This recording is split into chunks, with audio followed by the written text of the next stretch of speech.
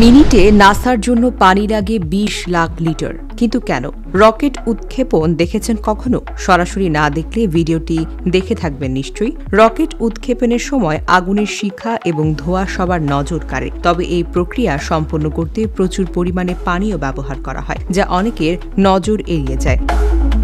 জেনে হয়তো অবাক হবেন, এই প্রক্রিয়ায় প্রায় ২০ লাখ লিটার পানি ব্যবহৃত হয়। নাসা থেকে শুরু করে ইসরো, এমনকি পৃথিবীর বিভিন্ন মহাকাশ গবেষণা স্টেশনই এমনটা হয়। সম্প্রতি নাসা তাদের ইউটিউব চ্যানেলে কেনেডি স্পেস সেন্টারের একটি ভিডিও শেয়ার করেছে। এই ভিডিওতে লঞ্চপ্যাড ওয়াটার রিলিজ সিস্টেম নামে একটি পরীক্ষা করা হয়েছে। পরীক্ষার সময় এতে প্রায় ২০ লাখ লিটার পানি ব্যবহার করা হয়। রকেট উৎক্ষেপণের সময় বিজ্ঞানী এবং প্রকৌশলীদের দল প্রস্তুত থাকে। উৎক্ষেপণের সময় রকেটের চারপাশ পানির প্রবল ঝর্ণা শুরু হয়। কিছুক্ষণের মধ্যে রকেটের চারপাশে ২০ লাখ লিটার পানির বিশাল ঝর্ণা তৈরি হয়। রকেটের সকল উৎক্ষেপণের জন্য এই পানি খুবই গুরুত্বপূর্ণ।